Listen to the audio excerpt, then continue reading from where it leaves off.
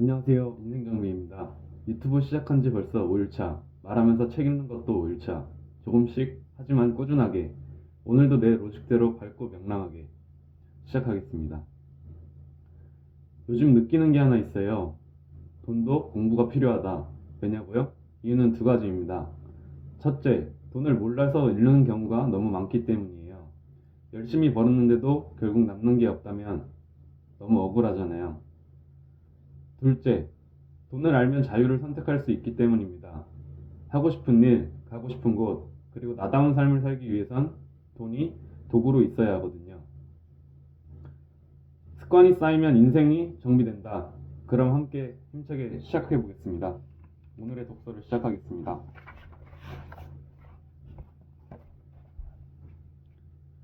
막상 기회가 최고조에 달했을 때 자신감은 푹 꺼져 있을지도 모른다. 당신 혹은 당신의 배우자는 이제 그만 새로운 계획을 찾자고 새로운 커리어를 찾자고 설득할 수도 있다. 나는 손실을 본 이후 지쳐서 그만둔 투자자들을 여럿 알고 있다.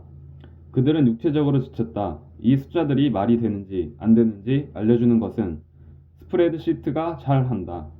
그러나 밤에 아이들을 재우면서 만약 이 투자 결정이 잘못됐다면 아이들의 미래가 망가지지 않을까? 라고 걱정하는 당신의 마음이 어떨지 알려주지는 못한다.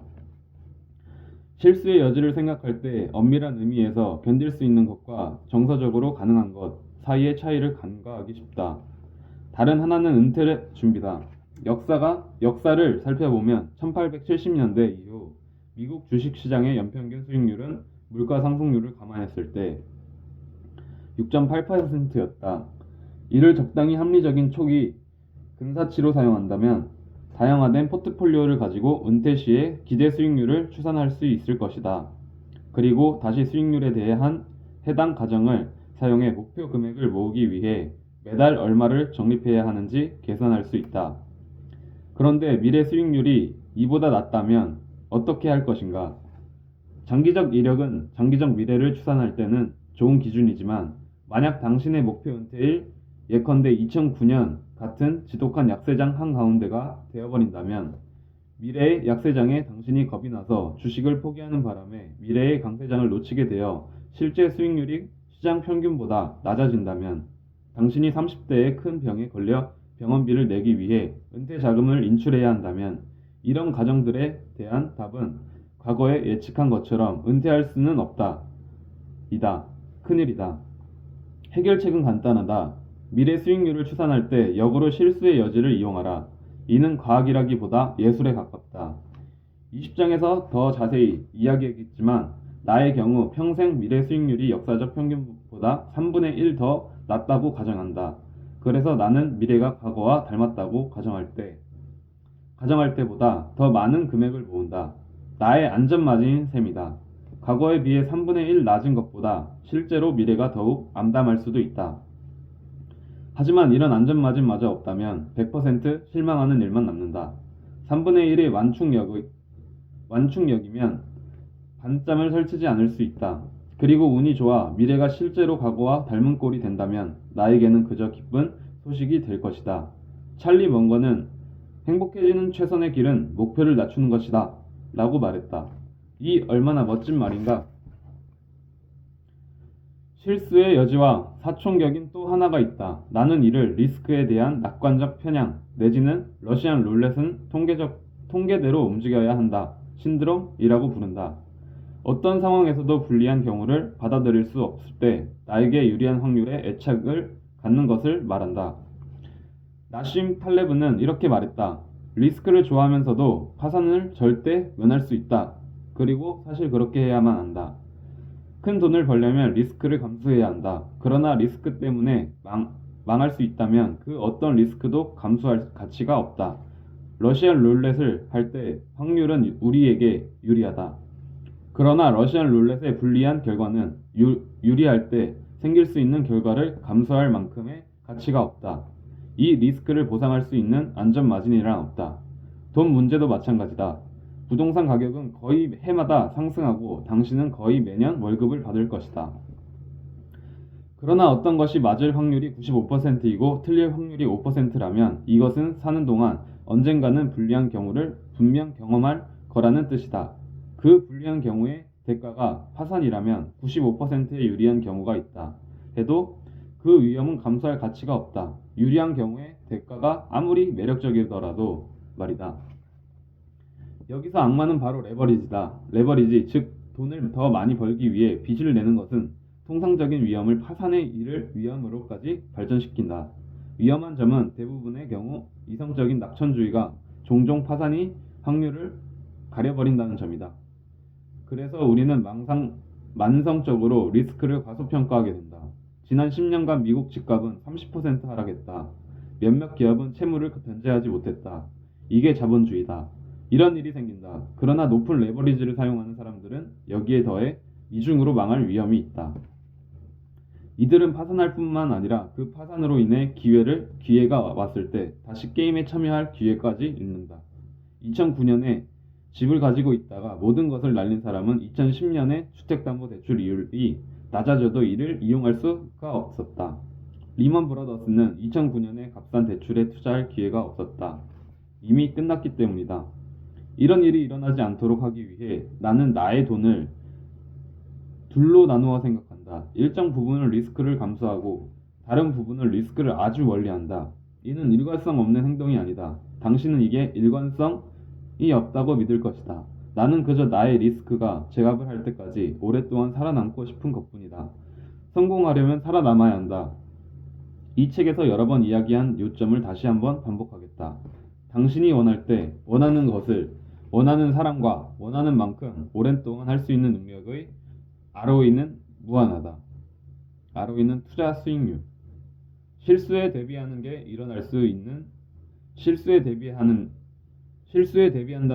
일어날 수 있다고 예상하는 일 주변으로 목표를 넓히기만 하는 것은 아니다.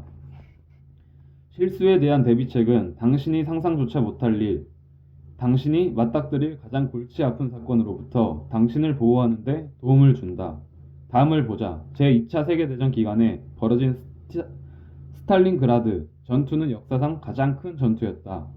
이와 관련해 사람들이 리스크에 어떻게 대처하는지 보여주는 믿기지 않는 이야기가 여럿 있다. 하나는 1942년 말에 일어난 일이다. 독일의 탱크 부대가 도시 풀밭에서 대기 중이었다. 최전선에서 탱크가 간절히 필요해졌을 때 모두를 놀라게 만든 일이 일어났다. 거의 모든 탱크가 움직이지 않는 것이다. 해당 부대에 속한 탱크 104대 중 작동하는 것은 20대도 되지 않았다. 엔지니어들은 문제가 무엇인지 금세 찾아냈다. 역사가 윌리엄 크레이그는 이렇게 표현한다. 후방에서 쉬는 몇 주 동안 들쥐들이 탱크 안에 집을 짓고 전기선을 둘러싼 절연제를 죄다 먹어치웠다. 당시 독일군은 전 세계에서 가장 발전된 장비를 보유하고 있었다. 그럼 그들을 무너뜨린 것은 다름 아닌 들쥐였다. 독일군이 얼마나 황당했을지 상상이 될 것이다. 그들의 마음속에 들쥐라는 존재는 한 번도 스친 적이 없었다. 세상 그 어느 탱크 개발자가 들쥐 방어책을 생각할까? 합리적인 개발자 중에서도 탱크 역사를 공부한 개발자 중에서도 없을 것이다. 하지만 이런 일들은 언제나 벌어진다. 우리는 온갖 리스크에 대한 대비책을 세우지만 도저히 상상할 수 없는 완전히 미친 일들이 일어난다.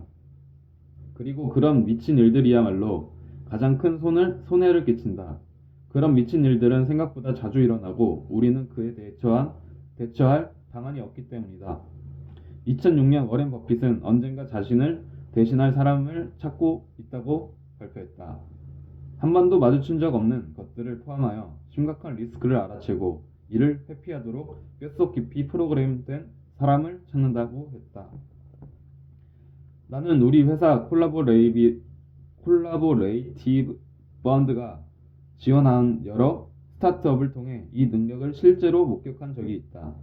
설립자에게 자신들이 직면한 가장 큰 리스크를 나열해 보라고 하면 흔히 등장하는 것들이 있다. 그것들 외에 우리 회사 포트폴리오에 있는 기업들이 대처해야 했던 예상 밖 이슈를 몇 가지만 나열하면 다음과 같다. 수도관이 파열되면서 홍수가 나서 회사 건물이 훼손됐다. 회사 건물에 도둑이 3번이나 들었다. 회사가 자체 제조 공장에서 쫓겨났다. 어느 고객이 보건복지부에 전화해서 매장이 문을 닫았는데 알고 보니 해당 고객은 다른 손님이 매장에 개를 들이는 게 싫었던 것이었다. CEO가 온 신경을 집중해야 할 자금 모집 기간 중에 그의 이메일 계정이 도용당하는 사건이 벌어졌다. 회사 설립자가 신경쇠약에 걸려 아무것도 못하게 됐다. 몇몇은 회사의 미래에 심대한 영향을 끼쳤다. 그리고 이 중에 미리 내다볼 수 있는 사건은 하나도 없었다. 왜냐하면 문제를 해결해야 할 CEO나 그들이 아는 누군가에게 일어난 적 없는 사건들이기 때문이다. 지도에 없는 땅이었다. 알려지지 않은 리스크를 피하는 것은 이미 그 정의에서부터 거의 불가능하다. 상상할 수 없는 일을 대비할 수는 없다. 이런 일에서 생기는 피해에 대비하는 한 가지 방법은 단일 실패점이다.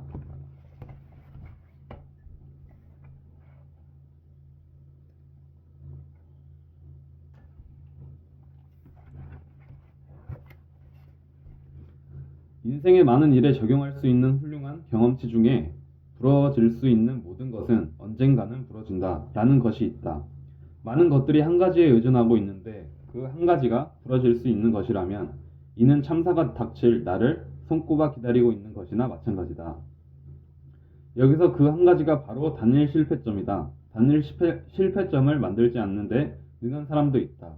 비행기에 들어가는 중요 시스템에 거의 백업이 있고 백업의 백업이 있는 경우도 있다. 현대식 제트기는 4개의 전기 시스템을 여분으로 갖고 있다. 엔진 하나만으로도 날 수 있을 뿐 아니라 엄밀히 말하면 엔진이 하나도 없어도 착륙은 가능하다. 왜냐하면 모든 제트기는 엔진에서 나오는 역추 진력 없이 브레이크만으로도 활주로에서 멈출 수 있어야 하기 때문이다.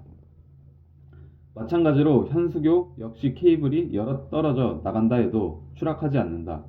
돈과 관련하여 가장 큰 단일 실패점은 월급에만 의존해서 단기 지출 자금을 마련하고 저축은 전혀 하지 않는 바람에 내가 생각하는 지출과 미래에 혹시 생길 수 있는 지출 사이에 여유가 전혀 없는 것이다. 심지어 아주 부자인 사람들도 종종 관과하는 한 가지를 앞에서 보았다. 저축을 하는 데는 특별한 이유가 필요하지 않다. 차를 사려고, 집을 사려고, 은퇴 준비를 하려고 저축하는 것도 괜찮다. 하지만 우리가 전혀 예측할 수 없는, 심지어는 이해조차 할 수 없는 일들, 금융 분야의 들쥐에 해당하는 것들을 위해 저축을 하는 것도 똑같이 중요하다. 내 저축을 어디에 사용할지 예측하는 것은 미래의 내 지출이 정확히 무엇일지 인지하고 있음을 가정한다. 하지만 그런 세상에서 사는 사람은 없다. 나는 저축을 많이 하지만 이 저축을 무엇에 사용할지 전혀 모르겠다. 이미 알려진 리스크만을 대비하는 금융계획은 현실 세계를 살아남을 만큼 충분한 안전 마진을 갖기 힘들다. 실제로 모든 계획에서 가장 중요한 부분은 계획이 계획대로 되지 않을 때를 위한 계획을 세워두는 것이다. 이것이 당신에게는 어떻게 해당할지 다음 장에서 살펴보자. 맞을 확률이 95%이고 틀릴 확률이 5%라면 이는 언젠가는 불리한 경우를 경험할 거라는 뜻이다. 그 불리한 경우의 대가가 파산이라면 95%의 유리한 경우가 있다 해도 그 위험은 감수할 가치가 없다. 파산을 하면 모든 것이 끝나기 때문이다. 절대 대출을 해서 투자를 하지 않는다. 특히 주식 투자.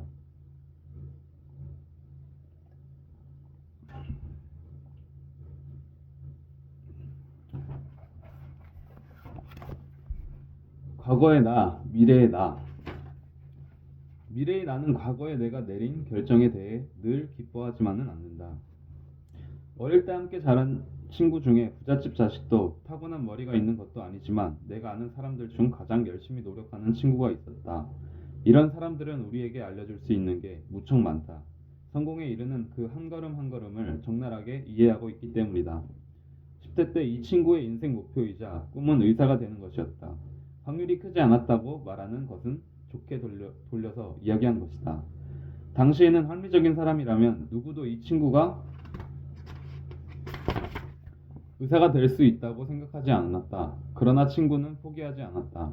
비록 같은 수업을 듣는 학생들보다 10살은 더 많았지만 결국 의사가 됐다.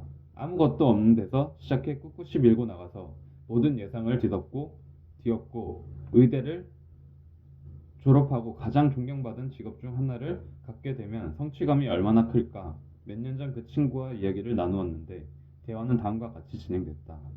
나. 진짜 오랜만이네. 어떻게 잘? 친구. 끔찍한 직업이야. 나. 허허 뭐? 친구. 끔찍한 직업이라고 친구야. 10분간 이런 대화가 이어졌다. 스트레스와 긴 근무 시간 때문에 친구는 완전히 녹초가 되어 있었다. 친구는 지금 자신의 위치가 실망스러운 눈치였다. 15년 전에 바라던 곳을 향해 그토록 열심히 달려왔는데 말이다. 심리학에 따르면 사람들은 자신의 미래를 예측하는 능력이 형편없다. 목표를 상상하는 것은 쉽고 재미있다. 그러나 경제적인 목표 아래 현실적인 스트레스가 증가하는 상황에서 목표를 상상하는 것은 전혀 다른 문제다. 이는 우리가 미래의 경제적 목표를 계획하는 능력에도 큰 영향을 미친다. 5살짜리 꼬마들은 크면 트랙터를 몰고 싶어 한다. 어린 소년의 눈에 그보다 더 좋아 보이는 직업은 많지 않다. 이들에게 좋은 직업이란 시작도 끝도 부릉부릉 삐삐 커다란 트랙터 나가신다 이기 때문이다. 그러다가 크고 나면 많은 꼬마들이 어쩌면 트랙터를 모는 게 최고의 직업은 아닐 수 있음을 깨닫는다. 어쩌면 좀 더 명성이 있거나 돈이 되는 직업을 원할 수도 있다. 그래서 10대가 되면 변호사가 되기를 꿈꾼다. 이제는 계획이 세워졌다고 확신한다. 남은 문제는 로스쿨과 그 비용이다. 그렇게 변호사가 되면 근무 시간이 너무 길어서 가족들 얼굴조차 보기 힘들어진다. 그래서 아마도 지금은 더 낫지만 근무 시간이 더 자유로운 일자리를 구한다. 그러고 나면 육아 비용이 너무 많이 들어서 월급 대부분의 육아에 들어간다는 사실을 깨닫고 직장을 다니지 않고 집에서 이 아이를 돌보기로 한다. 이들은 마침내 옳은 선택을 했다고 결론을 내린다. 그러다가 70세가 되면 평생 집에 있다는 건 은퇴 준비를 할 여유가 없다는 뜻임을 깨닫는다. 많은 사람들이 비슷한 궤적을 따라간다. 미국의 중앙은행인 연방준비제도에 따르면 대학 졸업자 중 27%만이 전공과 관련된 직업을 가진다. 직업에서 자녀들 돌보는 부모의 29%, 집에서 자녀를 돌보는 부모의 29%가 학사 학위를 소지하고 있다. 물론 본인이 받은 교육을 후회하는 사람은 별로 없다. 그러나 이제 막 자녀를 낳은 30대는 목표를 정하던 18세에는 상상도 못한 방식으로 인생을 생각할 수 있음을 알아야 한다. 장기적인 재무 계획은 필수이다. 그러나 상황은 변한다. 주변 세상도 변하고 나의 목표도 변하고 욕망도 변한다. 미래에 무슨 일이 벌어질지 모른다 라고 말하는 것과 미래에 내가 무엇을 원할지 모른다는 사실을 인정하는 것은 또 다른 문제다. 실제로 우리 중에 이 사실을 인정하는 사람은 별로 없다. 미래에 내가 무엇을 원할지에 대한 생각이 바뀔 가능성이 높음에도 지속 가능한 장기적 의사결정을 내리기란 쉽지 않다. 심리학자들이 쓰는 용어 중에 재미있는 말이 하나 있다. 역사가 끝났다는 착각, 역사는 끝났다고 변화는 더 이상 없을 거란 착각이다. 과거에 비해 자신이 얼마나 많이 변했는지는 예민하게 인지하면서 미래의 자신의 성격이나 욕망, 목표 등이 변할 수 있음은 과소평가하는 것을 말한다. 하버드 대학교 심리학자 데니얼 길버트의 말을 들어보자. 인생의 모든 단계에서 우리가 내리는 의사결정은 미래의 나라는 사람의 삶에 심대한 영향을 미친다. 그런데 미래의 나는 과거에 내가 내린 결정에 대해 늘 기뻐하지만은 않는다. 그래서 젊은 이들은 10대 시절 큰 돈을 들인 타투를 지우는데 큰 돈을 쓴다. 중년들은 젊어서 서둘러 했던 결혼의 이혼을 서두른다. 노인들은 중년에 얻으려 노력한 것들을 잃기 위해 노력한다. 그런 식이다.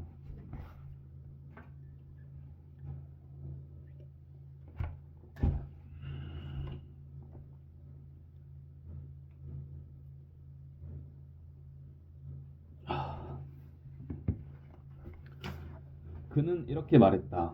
우리는 누구나 착각을 가지고 돌아다닌다. 역사 즉 개인의 역사가 방금 끝났고 바로 얼마 전에야 나라는 사람이 늘 되어야 했던 바로 그 사람이 됐고 남은 평생 계속 그 사람일 거라 착각한다. 길버트의 연구는 18세부터 68세까지의 사람들이 향후 자신이 얼마나 많이 변할지에 대해 과소평가한다는 사실을 보여주었다. 그런데 우리는 끝내 이 교훈을 배우지 못하곤 한다. 이것이 장기적인 금융 계획에 어떤 영향을 미칠지 생각해 보라. 찰리 먼거는 복리의 첫 번째 규칙은 절대 불필요하게 중단하지 않는 것이라고 했다. 그러나 인생에서 원하는 바가 계속 바뀌는데 어떻게 금융 계획, 커리어, 투자, 지출, 예산 등을 중단하지 않을 수 있을까? 쉽지 않은 일이다. 로널드 리드, 앞에서 만나보았던 자벽부 출신의 자산 부자나 워렌 버핏 같은 사람들이 그토록 성공한 데는 수십 년간 같은 일을 하면서 복리가 제 힘을 발휘하게 놔둔 독도 있다. 그러나 많은 사람들은 평생 동안 워낙 많이 변하기 때문에 수십 년간 같은 일을 하고 싶어 하지 않는다. 그 비슷한 것도 원하지 않는다. 그래서 우리가 가진 돈은 80년짜리 수명 하나가 아니라 아마도 20년 단위 4개의 수명을 가질 것이다. 내가 아는 젊은 사람들 중에는 일부러 적은 수입으로 소박한 삶을 살며 만족하는 이들이 있다. 반대로 호화로운 생활을 하려고 뼈 빠지게 일하면서 만족하는 사람들도 있다. 양쪽 다 리스크가 있다. 전자는 가정을 꾸리거나 은퇴할 준비가 되지 않을 위험이 있고, 후자는 젊고 건강한 시절을 좁은 사무실에서만 보냈다고 후회할 위험이 있다. 이 문제에 쉬운 해결책은 없다. 5살짜리에게 트랙터 기사가 아니라 변호사가 되어야 한다고 말해보라. 아마 악을 쓰면 싫다고 말할 것이다. 만약 당신이 장기적 의사결정을 준비하고 있다면 염두에 둘 두 가지가 있다. 첫째, 금융계획에서 양극단은 피해야 한다. 자신이 매우 낮은 소득에도 만족할 거라 가정하거나 높은 소득을 위해 끝도 없는 긴 시간 노동을 택하는 것은 언젠가 후회할 확률이 높다. 왜냐하면 사람들은 대부분 상황에 적응하기 때문이다. 극단적인 계획이 주는 이점, 즉 거의 아무것도 가지지 않는 소박함이나 거의 모든 것을 가질 때의 기쁨은 사라지기 마련이다. 양극단은 그 단점을 은퇴할 여력이 되지 않거나 돈을 쫓는데 다 써버린 인생을 돌아보는 것 때문에 계획해서 후회를 남긴다. 앞서 세운 계획을 포기하고 잃어버린 시간을 만회하기 위해 반대 방향으로 2배 더 빠르게 뛰어야 한다면 후회는 더 고통스럽다. 복리의 효과가 가장 잘 나타나려면 어느 계획이 수년 혹은 수십 년간 성장할 수 있는 시간이 주어져야 한다. 이는 저축에만 해당하는 이야기가 아니다. 커리어나 인간관계에서도 마찬가지다. 끈기가 핵심이다. 시간이 지남에 따라 우리의 정체성이 바뀌어가는 경향이 있음을 고려하면 인생 모든 지점에서 균형을 유지하는 것이 미래의 후회를 피하고 끈기를 높일 수 있는 전략이 된다. 직장 생활을 하는 내내 적당한 연간 저축을 유지하고 적당한 자유 시간을 가지고 지나치게 긴 통근 시간을 만들지 않고 적어도 어느 정도의 시간을 가족과 함께 보내는 것을 목표로 잡아보라. 이 중 어느 하나라도 극단으로 흐르는 경우보다는 내가 세운 계획을 고수하고 후회를 피할 가능성이 높아질 것이다. 둘째, 우리의 마음이 변한다는 현실을 받아들여야 한다. 내가 만든 직장인 중 몇몇은 매우 힘든 상황에 처해 있었는데 그들에겐 한 가지 공통점이 있었다. 만 18세 때 대학 전공에 따라 결정한 커리어를 자신이 고른 분야라는 이유만으로 줄곧 고수하고 있었던 것이다. 우리가 역사가 끝났다는 착각, 이 존재함을 인정한다면 아직 합법적으로 술을 마실 나이가 되기도 전에 선택한 직업을 사회보장제도의 혜택을 받을 나이가 될 때까지 계속 좋아할 확률이 높지 않다는 사실을 깨달을 것이다.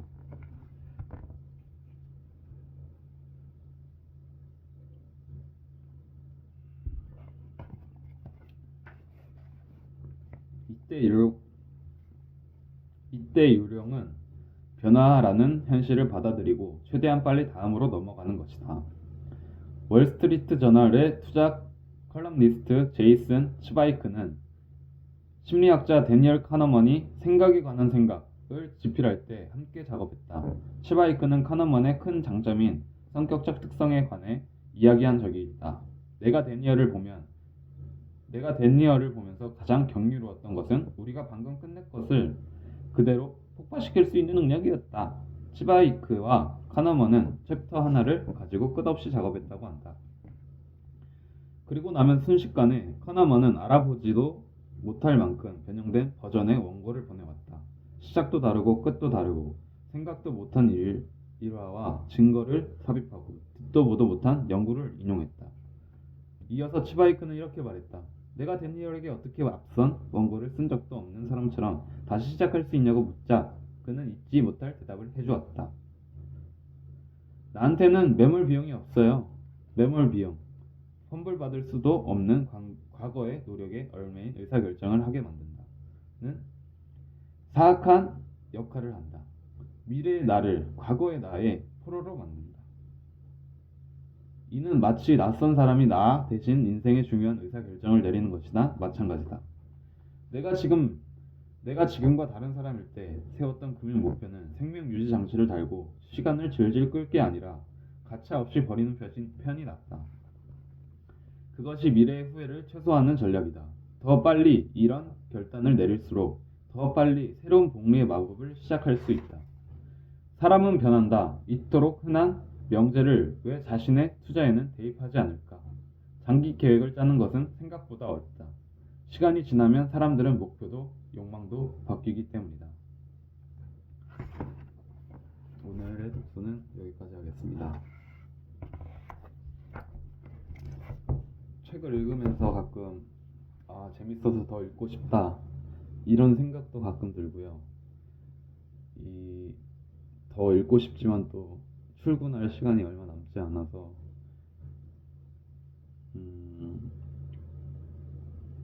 가야 되는 아쉬움도 있고, 그리고 또 가끔은 지금 짧게지만 일찍 일어나서 이렇게 독서를 한다는 게 내가 꾸준히 할 수 있을까? 라는 의문도 하고 있습니다. 그래서 제가 이렇게 꾸준히 하려고 좋은 날도 있고 이제 조금 귀찮은 날도 있지만 이 꾸준함이 언젠가는 저에게 좋은 습관과 제 삶에 있어서 경험 또 이제 안 좋은 그런 습관들을 고쳐 나가는데 힘이 될 것 같아서 계속 한번 해보려 합니다. 오늘은 여기까지 듣겠습니다. 감사합니다.